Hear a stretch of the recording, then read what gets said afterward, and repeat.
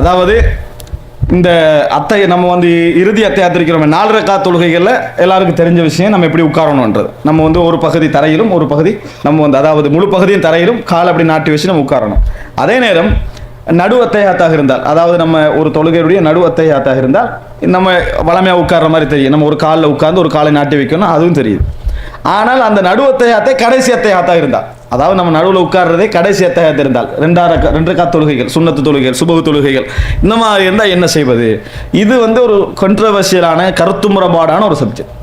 அதாவது இதில் வந்து பல அறிஞர்கள் பலவிதமான நிலைப்பாட்டில் என்ன செஞ்சுக்கிறாங்க, இருந்திருக்கிறார்கள், சந்தேகமே இல்லை. அப்போ இந்த கருத்து முரண்பாடான சப்ஜெக்ட்டுக்கு நேரடியான ஏதாவது செய்திகள் இருக்கிறதா என்று பார்த்தால், நேரடி செய்தி என்று சொல்லப்படக்கூடிய விஷயங்கள், நேரடி செய்தி என்று சொல்லக்கூடப்படக்கூடிய விஷயங்களில் ஒரு பல கேள்விகள் இருக்கிறது. உதாரணமாக இந்த விஷயத்தில் ஷேக் நாசுத் அல்பானி அவர்கள் தமாமுல் மின்னான்ற நூலில் முஸ்னத் அபி அலால வரக்கூடிய ஒரு செய்தி என்று ஒரு நேரடியான ஒரு செய்தின்னு முன்வைக்கிறார்.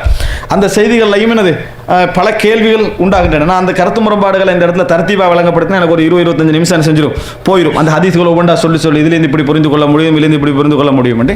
ஆனால் அல்லாஹுவாலும் சரியானது 2 ரக்காத்தில் நடு அத்தியாயத்தில் உட்கார்ற மாதிரி தான் என்ன செய்யணும், உட்கார வேண்டும். இறுதி அத்தியாயத்தில் நம்ம அந்த வளமையான உட்காரோம். அதாவது உதாரணமாக நம்ம சுபஹுடைய தொழுகையா நடு அத்தியாயத்தில் எப்படி உட்காருவோம், அப்படித்தான் என்ன செய்யணும், சுபஹுடைய தொழுகையில் உட்காரணும். அதே போல் மற்றபடி 2 ரக்காத்துகள் தொழுவோம் எல்லா தொழுகையிலும் நடு அத்தியாயத்தில் எப்படி நம்ம ஒரு காலை நாட்டி ஒரு காலில் இருப்போமோ இந்த மெத்தடில் தான் என்ன செய்யணும், உட்காரணும் என்பது தான் அதாவது ஒரு சரியான ஒரு கருத்தாக அல்லது உண்மைக்கு நெருக்கமான ஒரு கருத்தாக இருக்கிறது. ஆனால் வாத பிரதிவாதங்களை என்ன செய்யறது அதில் இருக்குது.